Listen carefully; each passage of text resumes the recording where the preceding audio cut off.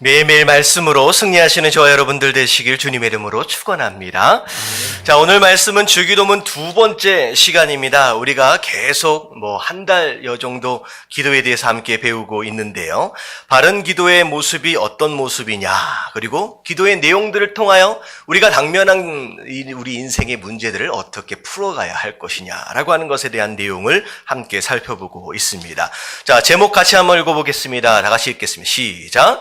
내 뜻대로 다 되면 망한다. 자, 내 뜻대로 다 되면 좋을 것 같아요? 어떨 것 같아요? 좋을 것 같잖아요. 근데 하나님 뭐라고 말씀하시느냐? 오늘 내용을 통하여 네 뜻대로 다 되어진다면 오히려 어떻게 된다? 망한다 라고 말씀하시는 거예요.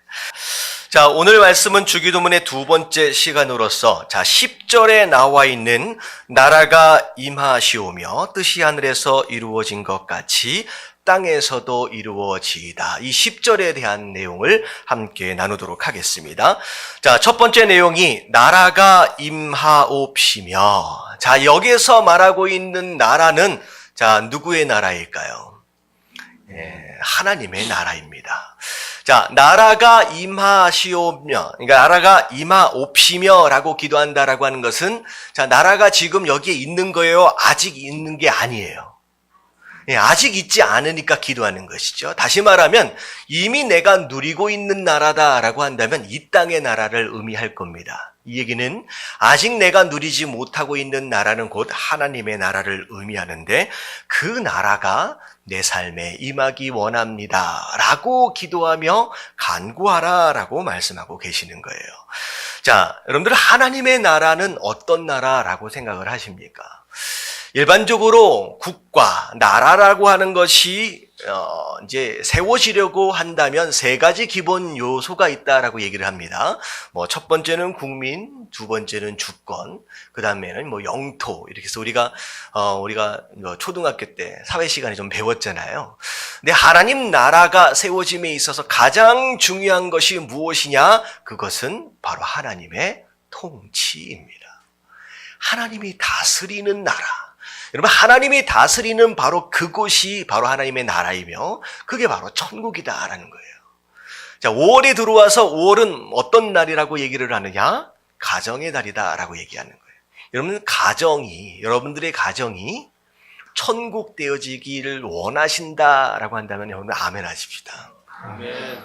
다 천국 되기를 원하잖아요. 여러분들 가정이 천국 되어지길 원한다라고 한다면 여러분 천국은 누구의 다스림이 있는 나라? 여러분 천국, 하나님의 다스림이에요. 이 얘기는 뭐냐면 진짜 우리의 가정의 천국은 우리의 가정을 누가 다스려 주셔야 한다? 하나님이 다스려 주잖아요.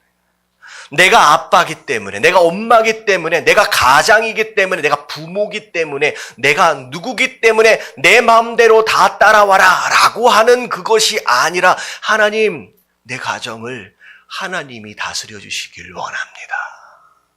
여러분, 그 하나님의 다스림이 내 가정 가운데 온전히 이루어지고 있을 때 그때 내 가정이 천국 되어지는 거예요. 여러분, 에덴 동산이 왜 에덴 동산이 되어질 수 있느냐?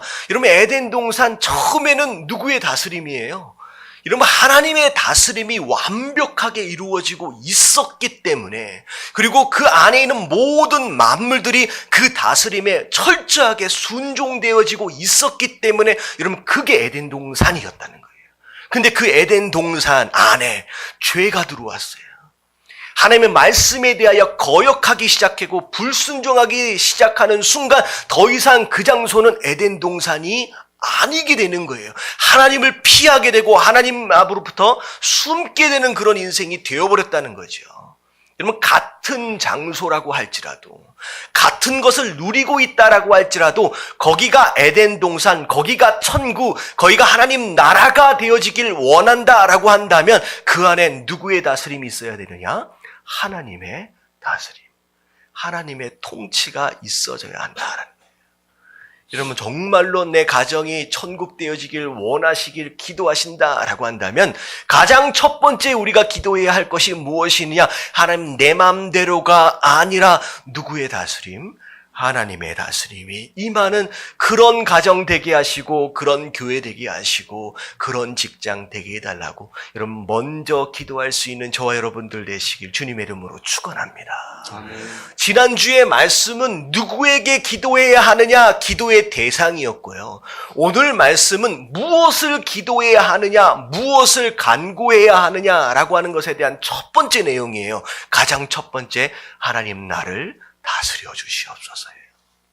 그래서 진짜 천국은 하나님의 통치가 있는 곳이다. 그래서 그 나라가 내 삶 가운데 임하길 원합니다 라고 하는 것은 하나님 나를 다스려 주시옵소서 라고 기도할 수 있는 거. 여러분 그게 첫 번째 기도 제목이어야 한다. 여러분 하나님의 다스림 속에서 산다라고 하는 것을 굉장히 구체적으로 설명하고 있는 성경 구절이 바로 시편 23편 1절 말씀이에요. 그럼 다 같이 한번 읽어볼게요. 시작. 여호와는 나의 목자시니 내게 부족함이 없으리로다. 이 말씀을 우리가 착각해서는 안 돼요. 여호와는 나의 목자시니 내가 부족함이 없으리로다 라고 하는 이 말씀의 전제가 뭐냐면 우리 인생 가운데는 부족함이 원래 있다는 거예요? 없다는 거예요? 그러면 있다는 것을 전제하에 이 말씀이 있는 거예요. 이것도 부족하고 저것도 부족하고 재정적인 부분에서부터 관계 부분에 이르기까지 내 삶 가운데 여러 가지 부족한 것들이 많다라고 하는 것을 전제로 이 말씀이 그 다음에 오게 되는 거예요. 근데 부족한 것이 많은 인생이다라고 할지라도 누가 나의 목자가 되어지신다면 하나님이 여호와 하나님이 나의 목자 되어질 수만 있다라고 한다면 내 삶 가운데 부족함이 없다라는 거예요. 근데 이 말씀을 잘 들여다보세요. 단순히 여호와 하나님이 내 목자 되신다라고 하는 것이 그냥 그분이 내 옆에 계셔서 내가 필요한 모든 것들을 알아서 그냥 다 채워주시기 때문에 나는 걱정할 것도 없고 나는 부족한 것도 없고 할렐루야 나는 만사 형통입니다 라고 하는 그런 얘기인지 아니면 다른 의미가 있는지를 우리가 살펴봐야 된다는 거예요. 여러분 목자가 단순히 양이 뭐가 필요한지를 그냥 채워주시는 분이겠느냐? 그렇지 않아요. 양이 목자가 채워주는 그 모든 것들을 누리기 위해서 가장 중요하게 해야 할 것이 무엇이라고 한다면 목자가 가자라고 하는 곳을 향하여 함께 따라갈 수 있는 순종의 모습이에요. 여러분 이게 전제되어지지 않으면 하나님을 나의 목자라 부를 수도 없고 그분이 내가 그분의 양이다라고 얘기할 수 없는 거예요. 여러분 분명히 나는 하나님을 목자라고 부름에도 불구하고 왜 내 인생 가운데 부족함이 끊어지지 않을까? 나는 왜 항상 이렇게 목말라 있을까? 여러분 잘 들여다보세요. 진짜 여호와 하나님이 내 목자 되심답게 내가 그분을 의지하고 내가 그분의 말씀에 순종하고 있느냐는 거예요. 목자는 여기 꼴이 있다. 여기 먹을 것이 있다. 자 가자라고 말씀하시는데 양 되어진 우리는 아니에요. 제가 원하는 것은 저기입니다. 라고 전혀 엉뚱한 장소를 향하여 가고 있다라고 한다면 여러분 부족함이 채워져요? 채워지지 않아요? 여러분 채워질 수 없다라는 거예요. 여러분 여호와가 나의 목자 되신다라고 하는 것은 곧 무엇을 의미하느냐? 하나님 나는 당신의 양입니다. 이 얘기는 목자 되어지신 당신이 어디로 가자라고 말씀하시든 나는 거기에 순종하며 나아가고 목자 되신 아버지 하나님께서 나에게 뭘 먹여주시든 하나님 내가 맛있게 먹겠습니다 라고 결단하는 바로 그 모습이 양 되어짐의 가장 기본적인 모습이다라는 거예요. 근데 우리 삶 가운데 어떤 모습이 있느냐? 목자가 자 저기가 가나안이다 라고 가자라고 얘기하는데 하나님 제가 원하는 가나안은 거기가 아니라 저기예요. 제가 원하는 초원은 저기입니다 라고 내가 내 가나안을 만들어 놓고 하나님을 내가 원하는 가나안으로 끌고 가려고 하는 이 양의 모습 여러분 절대 만족이 없다는 거예요. 하나님 네가 필요한 양식이 이거다 먹어라 라고 하나님께서 끊임없이 우리에게 필요한 양식을 채워주시는데 끊임없이 나는 뭐라고 얘기하냐면 하나님 그건 맛이 없습니다. 하나님 저는 그것이 거북합니다. 하나님 저는 그것이 불편합니다. 하나님 제가 원하는 꼴은 이거입니다 라고 내가 먹고 싶은 사탕 발림과 같은 그런 얘기들만 먹으려고 한다라고 한다면 여러분 그것에서 어찌 내 영혼의 만족이 있을 수 있겠느냐라는 거예요. 여러분 기도하실 때 하나님 왜 내 삶 가운데 이런 부족함이 끊어지지 않습니까? 라고 기도하기 전에 하나님 내가 하나님의 목자 되심을 바로 인정하고 그렇게 살아갈 수 있는 자가 되어달라고 여러분 먼저 기도해야 할 줄로 믿습니다. 우리가 성경에서 보면 하나님께서 그분의 백성들을 양의 비유를 많이 하십니다. 하고 많은 짐승들 가운데 왜 양의 비유하실까? 여러분들 그 백성에 비유한다라고 했을 때 조금 이쁘고 사랑스럽고 그런 동물을 좀 고른다라고 한다면 어떤 동물을 좀 고르면 좋을 것 같아요? 저는 이 말씀을 준비하면서 딱 하나만 생각이 나더라고요. 토끼 같은 토끼 같은 내 백성들아 라고 얘기하지 않으셨어요. 양 같은 내 백성. 왜 그렇게 말씀하실까? 일부 예배 때 드리면서 우리 누가 그러시더라고. 강아지가 귀엽지 않느냐. 오늘 강아지가 크면 뭐가 돼요? 같은 내 백성. 이러면 좀 이상하잖아요. 여러분들 양에 비유하신 특별한 이유가 있어요. 저는 제 생각에 제 이제 생각입니다. 양이라고 하는 짐승을 특별하게 하나님께 계획이 있으셔서 만드신 것 같아요. 양은 이 세상에 존재하는 모든 동물들 가운데 가장 약하고 가장 미련한 짐승입니다. 세 가지가 없어요. 첫 번째는 시력이 너무 약해요. 불과 1m 앞밖에 모릅니다. 이러면 시력이 약한 짐승들은 뭐가 밝아야 되느냐? 귀가 밝아야 되는데 귀도 잘 못 밝아요. 그래서 양이라고 하는 동물은 시력이 약해서 앞을 잘 못 봐요. 그래서 앞에 가고 있는 양의 엉덩이밖에 못 봅니다. 근데 이 앞에 가는 양이 낭떠러지에 툭 떨어지면 그냥 뭘만 보냐면 낭떠러지에서 떨어지는 그 양을 보는 게 아니라 앞에 사라진 엉덩이만 보는 거예요. 엉덩이가 어디 갔지? 그러면서 그 엉덩이를 찾다가 어떻게 돼요? 앞에 가서 떨어진 그 양을 따라 함께 떨어지는 거예요. 자, 이게 바로 뭘 의미하느냐? 우리의 인생의 무지함을 의미하는 거예요. 맨날 넘어진 데서 또 넘어져. 한 치 앞도 내다보지 못하는 인생의 무지함을 양을 통하여 하나님께서 말씀하고 계시는 거예요. 네가 뭘 아는 것처럼, 네가 뭘 대단하게 살아본 것처럼, 경험이 있는 것처럼 그렇게 자신만만한 것 같지만 너는 양이라는 거예요. 한 치 앞도 내다보지 못한 그 무지함을 네가 인정할 수 있어야 된다라고 말씀하시는 거예요. 그리고 양은 굉장히 무능합니다. 스스로를 보호할 수 있고 스스로를 방어할 수 있거나 아니면 공격할 수 있는 그 어떤 것이 없어요. 심지어 토끼 같은 경우에는 뒷다리라도 길어가지고 빨리 도망이라도 가죠. 이 양은요, 양인 다리가 짧아가지고 도망도 못 가요. 그리고 발굽이 있어서 발톱이 이렇게 생겨가지고 뭘 공격을 하든지 이럴 수 있는 동물이 아닙니다. 다시 말하면 적이 오면 그냥 뭐가 되는 거예요? 그냥 밥 되는 거예요. 하나님께서 우리의 인생을 양에 비유하시면서 너 인생은 무능한 존재라는 거죠. 네가 뭘 대단하게 능력이 있는 것처럼 실력이 있는 것처럼 아니라는 거예요. 네가 네 스스로 세상과 싸워 절대 이길 수 없다라고 하나님께서 말씀하고 계십니다. 사실 많은 사람들이 인생들을 만물의 영장이다라고 얘기를 하면서 되게 자신만만하게 얘기하고 있지만 사실 인생만큼 약한 존재가 없다라는 생각이 들어요. 그냥 몸도 그렇고 마음도 그렇고 영혼도 그렇고 참 약하다는 생각이 듭니다. 혹시 잠자다가 담에 걸려가지고 목이 안 돌아간다라고 하는 짐승을 혹시 보신 적이 있습니까? 여러분 그런 짐승은 없어요. 누구만 그래요. 사람만 그래요.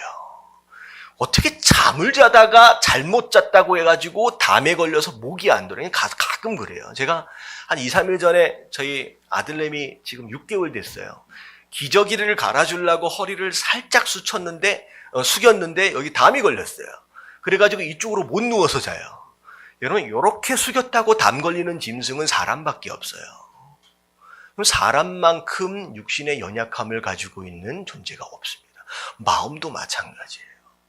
누가 뭐라고 한 얘기를 하면 그 마음, 그 말 한마디 때문에 20년, 30년 상처돼가지고 꽁꽁 앓고 가는 사람이 얼마나 많은지 모릅니다.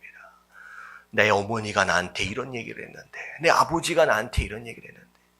제가 아시는 어떤 목사님은 굉장히 말씀도 잘 증거하시고 사역도 활발하게 하시는 분인데, 어렸을 때 별명이 재봉틀이었어요. 왜 재봉틀이냐?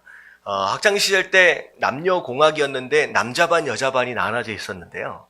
남자반에서 갑자기 이제 뭐가 부족해가지고 옆에 가서 뭐 자를 빌려와라 라고 했는데 옆에 방이 여자방이었는 거예요.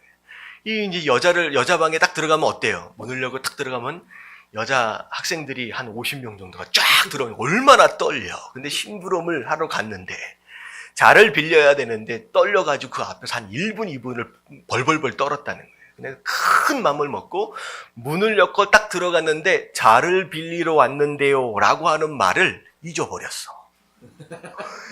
이 학생들이 다 저러니까 잊어버리고 머리가 하얘진다 그러잖아요. 하얘진 상태에서 벌벌벌벌 떠는데 땀을 삐질삐질 벌벌벌벌 떠는 그 모습이 뭐처럼 보였다는 거예요. 재봉틀처럼. 그래서 애들이 그때부터 재봉틀이라고 부른 거예요. 그래서 여학생들이 지나갈 때마다 야, 재봉틀 간다, 재봉틀 간다. 그게 이 마음 가운데 맺혀가지고 재밌어라고 하는 얘기였거든요.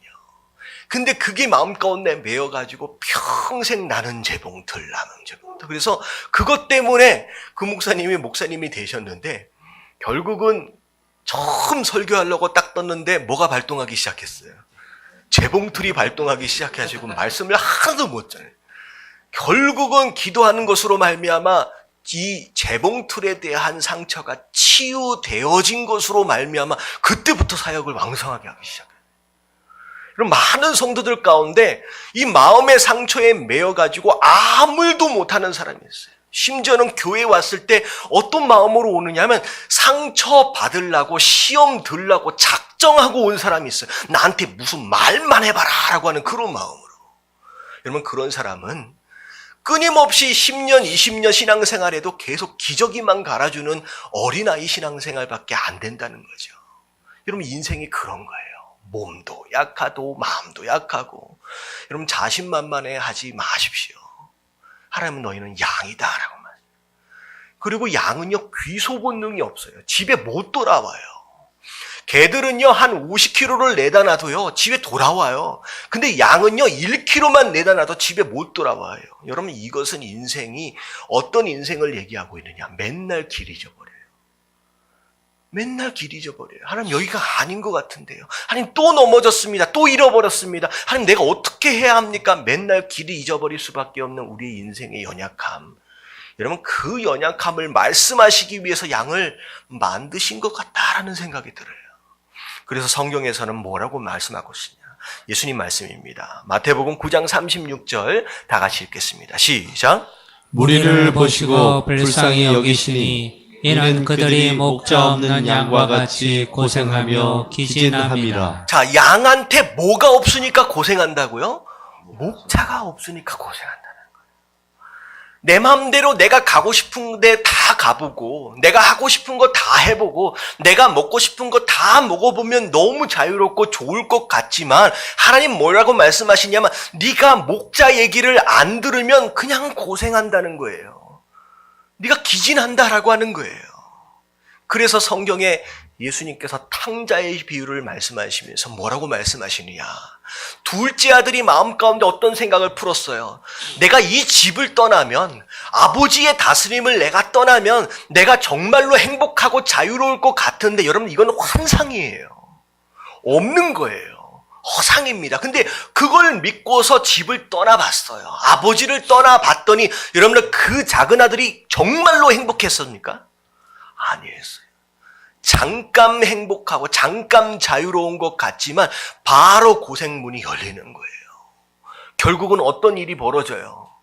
돼지가 먹는 쥐염 열매도 얻어먹지 못하는 신세가 되어버렸어요. 그때서야 무슨 생각이 나요? 차라리 아버지의 다스림 가운데 자식이 아니라 종으로만 있다라고 한다면 내가 이거보다는 행복할 수 있겠다라고 깨닫는 거예요.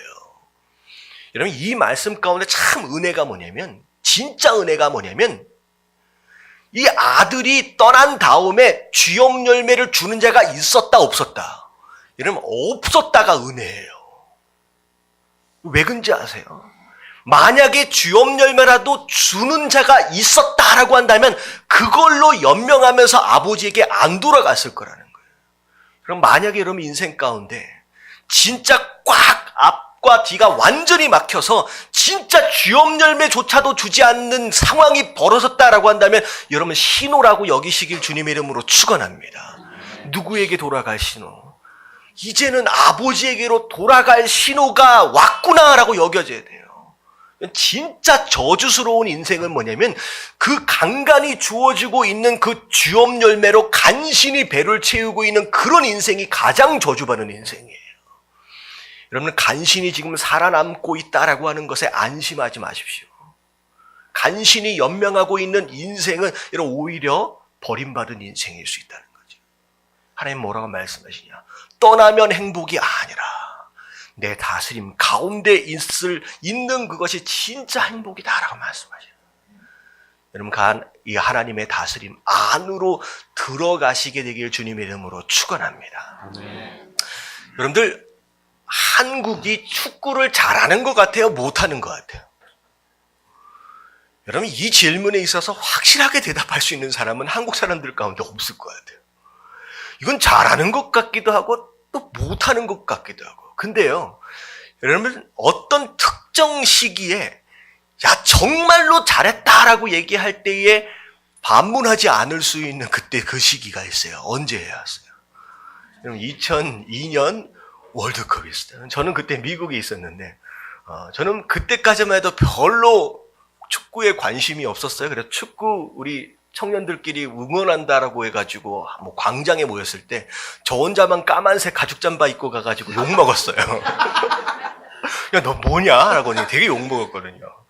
근데 그때 소위 2002년 4강 신화 뭐 이런 단어가 적절하지는 못했지만 신화다라고 얘기할 수 있었던 가장 중요한 핵심 인물이 누구였겠느냐라고 얘기했을 때 거의 99%의 한국인들은 누구라고 얘기할 수 있느냐?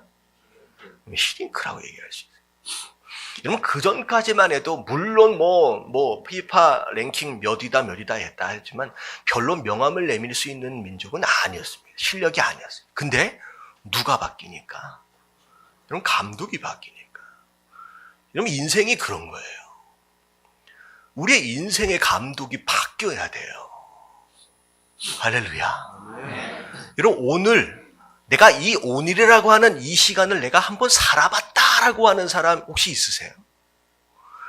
오늘이라고 하는 시간을 우리는 처음 살아요. 이 얘기는 뭐냐면 인생의 전문가는 없어요. 다 초보자예요. 다 처음 살아봐요. 근데 되게 재밌는 건 뭐냐면 조금 더 살아봤다라고 스스로 전문가라고 생각해요. 아니에요. 여러분, 교만해지지 마십시오. 내 인생 내 맘대로 살아보려고 했을 때 잘 살아와졌습니까? 그렇지 않잖아요. 이런 감독을 바꿔야 돼요. 내가 스스로 감독되어져서 이렇게 해봐야지 저렇게 해봐야지 라고 하는 시도를 여러분들 이제는 내려놔야 돼요. 여러분, 누구에게 이 감독의 자리를 내어드려야 되느냐? 여러분, 하나님께요. 여러분, 왜 하나님께 이 감독의 자리를 내어드려야 돼요? 여러분, 하나님은요, 우리 인생을 만드신 분이에요. 여러분, 만드신 분만큼 전문가가 어디에 있겠느냐 하는 거예요. 여러분, 고생하지 마시고 고민하지 마시고 여러분, 감독으로 여러분들 하나님을 모셔오시는 저와 여러분들 되시길 주님의 이름으로 축원합니다. 여러분, 이 하나님의 통치와 다스림이라고 하는 것 자체를 내가 인생을 살아보면서 좀 더 괜찮게 살아보겠다라고 하는 그런 얘기가 아닙니다. 여러분, 이 얘기는 죽고 사는 것에 대한 내용이에요. 우리가 지난주 수요일 날 무엇에 대해서 공부했느냐? 우리의 인생길을 지뢰밭이라고 비유했어요. 어디를 밟으면 터질 줄 몰라요. 어디에서 내가 넘어질지, 어디에서 내가 시험 들지 모르고, 어디에서 내가 실패할지를 몰라요. 여러분, 지뢰밭 같은 그런 인생길인데, 여러분, 지뢰밭에서 생존할 수 있는 유일한 방법은 어디에 지뢰가 묻혀 있는지 아는 사람과 동행하는 겁니다. 근데 그 지뢰밭에 서 있으면서 왜 자꾸 나보고 이리 가라 저리 가라 라고 나보고 자꾸만 참견하느냐 나한테. 여러분, 이런 사람은 뭐한 사람이라고 얘기할 수 있느냐? 진짜 바보 같은 사람이에요. 하나님 말씀을 통하여 인생은 이런 것이다, 이렇게 가야 한다라고 말씀하신다라고 한다면, 여러분 진짜 지혜로운 사람으로서 그 말씀을 들을 수 있는 여러분 저와 여러분들 되어주시길 주님의 이름으로 축원합니다. 그래서 이런 거예요. 아무 얘기도 안 듣고 내 맘대로 마음껏 살면 너무 좋을 것 같지만 하나님 뭐라고 말씀하시냐? 내 다스림을 받을 때 진정한 자유를 누릴 수 있다라고 말씀하시는 거예요. 그래서 고린도전서 7장 22절 같이 한번 읽어봅니다. 시작. 주 안에서 부르심을 받은 자는 종이라도 주께 속한 자유인이요 또 그와 같이 자유인으로 있을 때에 부르심을 받은 자는 그리스도의 종이니라. 그때 당시에 종의 신분으로 있다라고 할지라도 정말로 네가 나의 부르심을 받은 자다라고 한다면 그 안에서조차도 자유를 누릴 것이다. 그리고 지금 자유인이다라고 할지라도 내 부르심을 받은 자들은 뭐 되어짐을 인정하라? 나의 종 되어짐을 인정하라는 거죠. 내 종 되어짐을 인정하지 않는다라고 한다면 그 자유로움이 자유일 수 없다라고 말씀하시는 거예요. 제가 요즘에 몇 번 말씀을 드린 것 같아요. 새벽 예배를 드리려고 이제 집에서 나오면 한 4시 한 30분 정도에 출발을 합니다. 그래서 운전을 하고 오면 새벽 시간만큼 운전할 때 불안한 게 없어요. 오히려 차들이 많은 대낮에는 별로 두렵질 않는데 새벽 시간엔 너무 두려워요. 왜? 새벽 시간에는 사람들이 신호를 안 지켜. 그래가지고 제가 제 신호에 직진을 하고 있음에도 불구하고 혹시나 어디서 불쑥불쑥 튀어날지 몰라가지고 엄청 불안합니다. 여러분, 뭐 때문에 불안해요? 여러분, 신호를 지키는 것 그 자체가 내가 자유를 박탈당했다라고 생각하지 마십시오. 오히려 주어진 말씀, 주어진 법규를 지키는 것 그 자체가 더 그 안에서 뭘 누리는 거예요? 자유를 누리는 거예요. 하나님 그 말씀을 하시는 거예요. 그리고 내 뜻대로 다 되면 이런 망한다라는 말씀, 이게 뭐냐? 여러분, 우리는 인생 자체가 무지하잖아요. 다 몰라요. 앞으로 어떤 일들이 일어날지 모르는 인생을 사는 삶 가운데 내가 지금은 좋아 보이는 그건, 내가 그것을 소유하면 괜찮을 것 같지만 그게 정말로 확실한 선택이고 올바른 선택이었는지 누가 장담하겠느냐는 거죠. 여러분, 그렇지 않다라는 거죠. 이런 우리가 하고 싶은 것들을 다 하고 산다라고 하는 것은 아직 어리다는 얘기입니다. 제가 한 3주 전서부터 성숙이라고 하는 단어에 대해서 정의를 몇 가지 계속 내리고 있는데, 자, 오늘 성숙에 대한 내용은 뭐에 대한 내용이냐? 한번 같이 한번 읽어볼게요. 시작. 하고 싶어도 해서는 안 되는 것을 분별할 줄 아는 것. 그럼 하고 싶은 일들이 많고 내가 원하는 것들이 다 있을 수 있지만 어른 되어진다라고 하는 것은 비록 내 마음이 거기에 끌려 있다라고 할지라도 이건 하면 안 되는구나라고 하는 것을 분별할 줄 아는 지혜. 여러분, 이게 어른 되어진다는 뜻이에요. 제가 참 안타까운 게 뭐냐면 요즘에 이제 제가 TV를 이렇게 보다 보면 TV에서 강연 같은 것들을 하더라고요. 소위 성공한 어떤 그런 분들을 모셔다가. 근데 제가 지나치다가 어떤 강연을 잠깐 스쳐 지나가게 됐느냐면 어떤 여자분이에요. 어떤 큰 회사의 CEO인 것 같아요. CEO인데 뭐라고 얘기를 하고 있느냐. 하고 싶은 것을 하면서 살아라는 거예요. 근데 그것에 젊은 청년들이 막 눈물을 흘리면서 막 감동을 하더라고요. 하고 싶은 것을 다 하고 살아라는 거예요. 여러분들, 소위 위인들이다, 성공한 사람들이다 라고 하는 자들의 이런 무용담을 굉장히 조심해야 합니다. 뭐냐면 어떻게 보면 0.01%도 되지 않는 극히 소수의 성공한 자들의 무용담이 마치 인생의 진리인 것처럼 받아들여지고 있다라고 한다면 그건 굉장히 큰 착각이라는 거예요. 어쩌면 저는 그렇게 생각해요. 정말로 그 얘기를 하고 있는 그 자가 하나님 다스림 밖에 있는 자라고 한다면 하고 싶은 것을 다 하며 살다가 망한 100만 명 중에 극히 일부 한 사람의 무용담일 수 있다는 거예요. 여러분 착각해서는 안 돼요. 그 사람의 이야기를 저러면 성공하구나 이러면 그렇게 성공할 수 있는 가능성은 불과 0.01%예요. 그래서 그 사람이 눈에 부각이 되어지는 것이고 그래서 TV에 나오는 거예요. 이런 위인들의 이야기를 다 듣지 마십시오. 우리는 그 인생들의 이야기를 듣는 것이 아니라 누구의 말씀을 듣는 것이다. 하나님의 말씀이에요. 세상의 위인들이 나는 이렇게 했더니 행복했고 나는 이렇게 했더니 돈 많이 벌었고 나는 이렇게 했더니 성공했다라고 얘기한다라고 할지라도 하나님의 말씀에 그게 인생을 사는 방법이 아니다라고 말씀하신다라고 한다면 여러분 그 길로 가는 것이 아니에요. 누구 얘기를 들어야 돼요? 하나님의 말씀을 듣는 그게 하나님의 다스림을 받는 삶이다라고 하는 거예요. 여러분 정리할게요.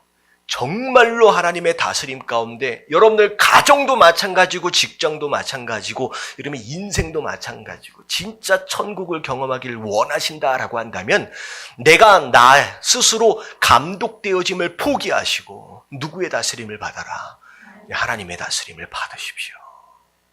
세상에 성공한 누군가의 무용담을 곁들여 들지 마시고 하나님 말씀에 인생을 뭐라고 말씀하고 계시는지를 들을 수 있는 저와 여러분들 되시길 주님의 이름으로 축원합니다. 자, 첫 번째 누구의 다스림? 하나님의 다스림이에요. 자, 두 번째 우리 기도의 내용 한번 읽어볼게요. 뜻이 시작. 뜻이 하늘에서 이룬 것 같이 땅에서도 이루어지이다. 자, 뜻이 하늘에서 이룬 것 같이 땅에서도 이루어지이다. 자, 하늘에서 완벽하게 이루어지고 있는 뜻이라고 한다면 누구의 뜻이라는 거예요? 그러면 하나님의 뜻이에요. 하늘에서 완벽하게 하나님의 뜻이 이루어지고 있기 때문에 그 하늘을 천국이라고 얘기하는 것처럼 그 하나님의 뜻이 어디에 이루어지기 원합니다? 땅에. 이 땅은 곧 무엇을 의미하느냐? 이 땅을 밟고 있는 우리의 인생들을 의미하는 거예요. 하나님 당신의 뜻이 내 삶에 이루어지길 원합니다 라고 하나님께 기도하라 라고 하는 거죠. 여러분 기도를 오해하면 안 돼요. 제가 기도에 대해서 이렇게 정의해 봤습니다. 자, 기도는 내 뜻, 내 소원을 이루기 위해 하나님을 설득하는 것이 아닙니다. 여러분 이게 다른 세상의 종교와 가장 큰 차이예요. 세상의 종교는 먼저 뜻을 누가 품어요? 사람이 품어요. 하나님 내가 저게 되고 싶습니다. 하나님 내가 저걸 갖고 싶습니다. 하나님 저걸 원합니다 라고 소원이라고 하는 것을 사람이 먼저 품습니다. 그리고 그것을 이루기 위해서 그들이 생각하는 초월적인 신과 같은 존재에게 다가가는 거예요. 그리고 그 신을 설득하는 거예요. 하나님, 그래서 지성을 드리는 거예요. 이렇게 열심히 비는데 좀 들어주시면 안 되겠습니까? 그렇지 않아요. 기독교의 기도는 하나님을 설득하는 것이 아니라 오히려 뭐일 수 있느냐? 다 같이 한번 읽어볼게요. 시작. 오히려 스스로 하나님에게 설득되어지길 결단하는 것. 자, 스스로 하나님에게 뭐 되어진다? 설득되어져야 합니다. 이 얘기는 뭐냐면 먼저 누가 뜻을 품으신다는 거예요? 하나님이 뜻을 품으신다는 거예요. 기도하는 것을 통하여 하나님 앞에 설득당해지셔야 되는 것이 맞는 것이다라는 거죠. 여러분 이 앞에서 얘기하고 있는 하나님의 뜻이라고 하는 것은 첫 번째 무슨 의미가 있느냐? 하나님이 우리를 향하여 뭘 갖고 계신다? 계획을 가지고 계신다. 내가 계획을 근사하게 세워놓은 다음에 하나님 이 정도면 어떻겠습니까? 하나님 들어주셔야 됩니다. 하나님 도와주셔야 됩니다. 이게 아니라 하나님이 우리의 인생을 향하여 먼저 뭘 가지고 계신다? 계획을 가지고 계신다는 거예요. 많은 사람들이 인생의 문제 가운데 어떤 문제를 경험하느냐? 혼돈과 불확실성 가운데 어떤 선택을 해야 바른 선택이냐라고 하는 고민 가운데 빠져있는 인생들이 있어요. 근데 여러분, 하나님의 계획하심을 정말로 믿는 사람이다라고 한다면 선택을 위해서 고민할 필요가 없습니다. 어떤 선택해야 되느냐 고민할 필요가 없어요. 하나님 우리에게 계획을 가지고 계세요.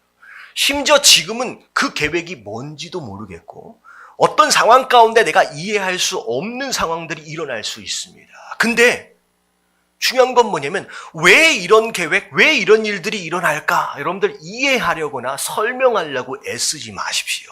어차피 하나님의 뜻, 하나님의 계획은 우리가 처해 있는 이 상황 가운데 이해할 수 있어요, 없어요? 절대 이해할 수 없어요. 시도하지 마십시오. 하나님 뭐라고 말씀하시냐? 이사야서 55장 8절부터 9절까지 같이 한번 읽어볼게요. 시작. 이는 내 생각이 너희와 생각과 다르며 내 길은 너희의 길과 다름이니라. 여호와의 말씀이니라.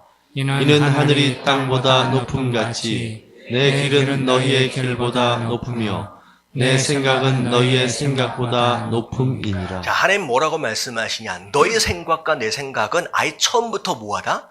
다르다는. 아예 하늘과 땅을 비교하시는 것처럼 네가 나를 이해할 수 없다라고 하는 말씀하시는 거예요. 그래서 우리의 인생을 설명해 보려고, 우리의 인생을 이해해 보려고 애쓰지 마십시오. 자, 그래서 제가 뭐라고 좀 설명드리고 싶으냐? 자, 세상의 원리는 이런 거예요. 경쟁을 통하여 가장 뛰어난 자가 이기는 거예요. 그 경쟁에 이기기 위해서 바로 투자해야 되고 바른 선택을 내려야 해요. 그렇기 때문에 이 세상의 원리를 따라 사는 사람들은 끊임없이 스트레스 가운데 사는 거예요. 고통 가운데, 고민 가운데 사는 거예요. 근데 하나님 뭐라고 말씀하시냐? 내가 생각하는 나의 원리는 세상이 말하고 있는 그 경쟁 원리가 아니다라고 말씀하세요. 이러면 성경 안에서 그 어떤 부분도 하나님께서 누구와 누구를 경쟁시켜서 잘하는 누구를 선택하신 적이 있어요, 없어요? 단 한 번도 없습니다. 착각하지 마십시오. 누구와 누구를 경쟁시켜서 더 잘한 누구를 선택하시고 그 사람을 사용하시고 이런 내용은 성경 안에 어디에서도 찾아볼 수 없습니다. 여러분, 성경의 원리, 하나님의 원리는 단 한 사람을 위하여 하나님이 계획을 세우세요. 그리고 그 계획 가운데 그 사람을 개인적으로 부르십니다. 그리고 불러내신 그 사람과 하나님이 함께 씨름해 가세요. 그리고 그 사람을 하나님께서 설득해 가십니다. 그리고 하나님께서 그 사람을 변화시켜 가세요. 그리고 그 변화되어짐 가운데 하나님을 믿게끔 만들고 사랑하게끔 만들고 그 사람으로 말미암아 그 하나님의 뜻을 이루어 가도록 만드신 거예요. 경쟁이 있어요, 없어요? 없어요. 그냥 그 말씀, 그 하나님의 원리 안에는 뭐만 있냐? 하나님의 부르심과 그 부르심에 뭐한 사람들, 순종한 사람들만 있는 거예요. 여러분, 인생을 착각하지 마시죠. 내가 어떻게 하면 잘 살아볼까 고민하지 마시고. 자, 그래서 성도는 다 같이 시작. 성도는 좋은 선택을 위해 고민하는 자가 아니라 온전한 순종을 위해 결단하는 자다. 그래서 제가 청년들에게 그런 얘기합니다. 하나님 저에게 비전을 주십시오. 하나님 제가 어떻게 무슨 일을 해야 합니까? 저에게 알려주십시오. 여러분, 이건 뭐냐면 내가 뭐 먹고 뭐 해먹고 살까를 고민하라는 얘기가 아니라 하나님 나를 향하신 계획이 무엇입니까? 나로 하여금 보게 하시고 발견하게 하여 주시옵소서. 여러분, 그 얘기예요. 하나님의 뜻이 내 삶 가운데 이루어지길 원합니다 라고 하는 것은 뭐냐? 하나님 내 삶을 향하여 계획이 있으실진데 하나님 그 계획에 요만한 실말이라도 여러분, 하나님 내가 보길 원합니다. 하나님 보여주신 것만큼 그 한 스텝을 내가 순종하며 나아가길 원합니다 라고 기도하는 그 결단, 여러분 이게 진짜 우리가 해야 하는 기도인 줄로 믿습니다. 첫 번째는 하나님의 계획이에요. 자, 두 번째는 뭐냐? 하나님의 뜻에 대한 두 번째는 하나님의 기대입니다. 성경 안에 보면 이것이 하나님의 뜻이다라고 얘기하고 있는 세 가지 가장 중요한 키가 있어요. 첫 번째, 하나님이 도대체 뭘 원하시냐? 다 같이 거룩한 삶. 거룩한 삶. 데살로니가전서 4장 3절 상반절에 보면 하나님의 뜻은 이거다라고 정확하게 말씀하세요. 뭐다? 너희의 거룩함이다. 그럼 거룩함이 뭐냐? 하나님은 그분의 백성들에게 뭘 기대하고 계시느냐? 내 백성들은 이 세상 사람들과는 달랐으면 좋겠는 거예요. 다르게 생각하고 다르게 말하고 다르게 행동했으면 좋겠다. 거룩은 구별되어졌다라는 뜻이에요. 세상으로부터 선택되어져서 구별되어진 하나님의 백성이다라고 한다면 여러분 하나님 백성답게 그들과는 다른 삶을 살아갈 수 있는 저와 여러분들 되어지시길 주님의 이름으로 축원합니다. 첫 번째는 거룩함이에요. 두 번째가 뭘까요? 다 같이 시작. 기쁨, 기도, 감사가 넘치는 삶. 자, 데살로니가전서 5장 16절 18절을 보면 항상 기뻐하라, 쉬지 말고 기도하라, 범사에 감사하라. 자, 이것이 그리스도 예수 안에서 너희를 향하신 하나님의 뜻이다라고 분명히 얘기하고 있어요. 여러분 이 말씀을 보면 여러분 항상 기뻐하는 게 쉬워요, 어려워요? 쉬워요? 어렵죠. 맨날 웃고 다니면 사람들이 뭐라 그래요? 미쳤다 그러잖아요. 여러분 항상 기뻐하기 쉽지 않습니다. 여러분 쉬지 않고 기도하는 게 얼마나 어려울까요? 여러분 범사에 감사하는 게 쉬운 게 아니에요. 여러분 이 세 가지의 내용이 쉬웠다라고 한다면 저절로 되어지는 것이다라고 한다면 하나님 말씀하시지도 않았어요. 너무 어려운 거예요. 근데 이걸 가능케 할 수 있는 방법은 딱 하나밖에 없어요. 뭐 하면 되느냐? 지금 하면 돼요. 지금 여러분 우리가 가장 소중한 것임에도 불구하고 가장 가볍게 여기는 것들 가운데 하나가 뭐냐면 지금이라고 하는 시간입니다. 내가 내일 뭐 해야지? 내가 내년에 뭐 해야지? 장래에 대해서 굉장히 아름답게 구상하고 꾸미고 계획하고 미래에 대해서는 굉장히 중요하게 생각하는 반면 지금이라고 하는 이 시간을 너무 가볍게 생각해요. 근데 하나님 뭐라고 말씀하시냐면 항상 기뻐하라고 하는 것은 내가 어느 때 내가 기뻐해야지 라고 하는 것이 아니라 뭐 하면 돼요? 그냥 지금 기뻐하는 거예요. 쉬지 말고 기도하라. 그럼 지금 뭐 하면 되는 거예요? 지금 하나님과 기도하면 되는 거예요. 범사에 감사하라. 뭐에 감사하면 돼요? 내가 이것도 감사해야 되고 저것도 감사해야 되고 아니에요. 그냥 지금 감사하면 여러분 지금이라고 하는 시간들이 차곡차곡 쌓여진 것이 뭐가 되느냐? 뭐가 돼요? 그게 항상이 되는 거예요. 지금이라고 하는 시간을 차곡차곡 쌓아가면 그게 쉬지 않는 것이 되고 그게 범사가 되고 그게 인생이 되어져 갑니다. 그럼 지금 시간을 흘려보내지 마십시오. 지금 내가 예배를 드리고 있는 시간이 가장 뭐하는 시간이 되어져야 하느냐? 감사하고 기뻐하는 시간들이 되어져야 합니다. 한번 웃어보세요, 이렇게. 제가 너무 열정적으로 하니까 얼굴들이 다 굳어지죠. 예배는 뭐하는 시간이에요? 기뻐하는 시간. 이게 기뻐할 수 있어야 돼요. 그래서 그게 하나님의 뜻이래요. 자, 세 번째 하나님의 뜻이 뭐냐? 자, 요한복음 3장 39절 말씀입니다. 다 같이 시작. 나를 보내신 이의 뜻은 내게 주신 자 중에 내가 하나도 잃어버리지 아니하고 마지막 날에 다시 살리는 이것입니다. 나를 보내신 이의 뜻, 예수님 말씀하시는 거예요. 누구의 뜻이라는 거예요? 하나님 아버지의 뜻이 뭐냐? 내게 주신 자들이 하나도 잃어버리지 않고 다 구원을 받는 것이 바로 나를 보내신 하나님의 뜻이다라는 거예요. 여러분 이 뜻이 내 삶 가운데 이루어진다라고 하는 것은 곧 어떤 삶을 의미하느냐? 자나깨나 뭐하는 삶? 전도하는 삶을 의미합니다. 하나님 내게 주신 귀한 관계들 가운데 하나님 단 한 사람이라도 잃어버리지 않게 하여 주시옵소서라고 기도하고 그 복음을 전할 수 있는 삶, 이게 바로 하나님의 뜻이 이루어진 삶이다라고 얘기하는 거예요. 여러분 이런 삶을 사시게 되길 주님의 이름으로 축원합니다.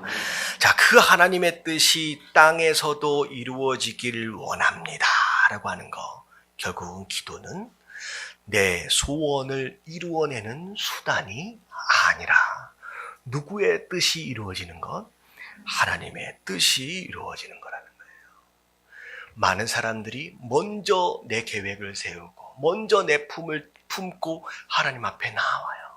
그러면서 하나님 들어주세요. 하나님 들어주세요. 그러다가 잘 안 들어줄 것 같으니까 심지어 뭐예요? 금식합니다. 작정해요. 하나님, 제가 21일 동안, 제가 40일 동안 작정하겠습니다. 이것은 뭐냐면 내 뜻을 이루어내기 위해서, 하나님을 설득해내기 위해서 금식이라고 하는 도구를 통하여 하나님을 뭐 하는 것과 같냐? 협박하는 것과 같습니다. 하나님 멱살을 잡는 것과 똑같은 거예요. 그러면서 2주일, 14일을 계획해놓고 뭐라고 얘기를 하느냐? 하나님, 제가 3일밖에 안 남았습니다. 자, 내일이 마지막입니다. 이 얘기는 뭐냐면 하나님을 압박하는 거예요. 여러분, 이런 기도는 온전한 기도가 아니에요. 여러분, 이런 기도는 그 어디에서도 없습니다. 성경에 나와 있는 금식 기도는 그런 종류의 기도가 아니에요. 여러분, 이 주기도문이 끝나고 나서 무슨 말씀이 나오냐? 금식 기도가 나옵니다.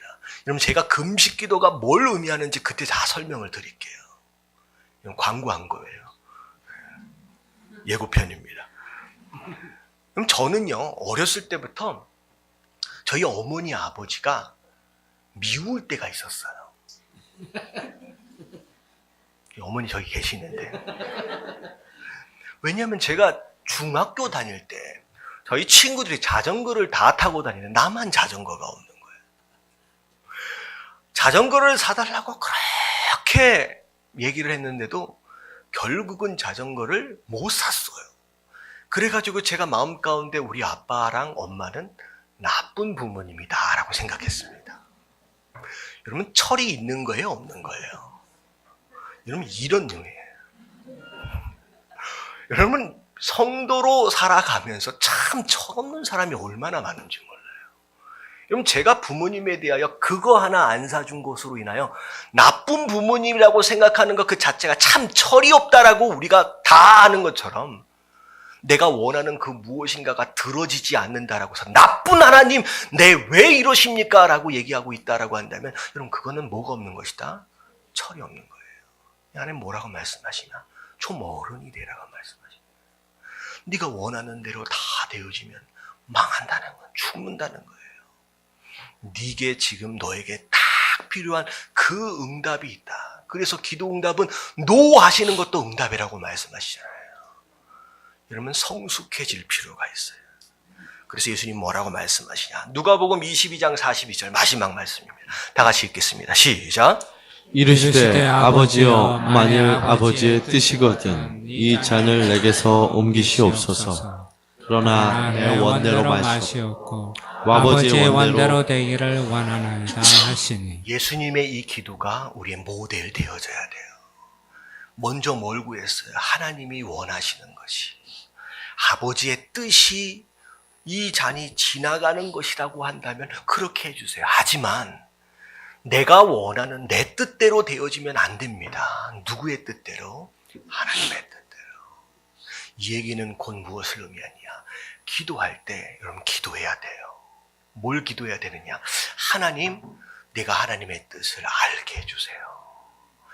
내 뜻을 자꾸 하나님 앞에 설득하려고 하고 하나님 앞에 고집 부리는 그런 기도가 되어지지 않게 하시고 하나님의 뜻을 알려주세요. 그래서 기도를 많이 하는 사람은 하나님하고 코드가 맞아지기 시작해요. 하나님이 어떤 생각을 가지고 계시고 어떤 뜻을 품고 계시는지 알아가게 됩니다. 그러면서 진짜 기도다운 기도가 되어지기 시작하는 거예요. 자, 오늘 마무리합니다. 첫 번째, 나라가 임하옵시며 내 마음대로 내가 가고 싶은데 내가 먹고 싶은 거 다 먹고 하는 게 아니라 하나님 나를 다스려 주시옵소서. 하나님 내 인생의 코치 되어 주시고 감독 되어 주셔서 하나님 이 지뢰밭 같은 인생을 잘 피해가며 성공할 수 있도록 여러분 하나님 앞에 여러분의 주인의 자리를 내어드릴 수 있는 저와 여러분들 되시길 주님의 이름으로 축원합니다. 그리고 하나님이 여러분들 향하여 큰 계획들을 가지고 계세요. 누구랑 비교하지 마십시오. 경쟁하려 하지 마십시오. 하나님이 여러분들을 향한 그 계획들을 깨달으면 돼요. 그리고 그 계획들을 따라 순종하십시오. 그러면 하나님께서 그분의 뜻을 여러분들의 삶을 통하여 아름답게 이루어 가실 수 있는 줄로 믿습니다.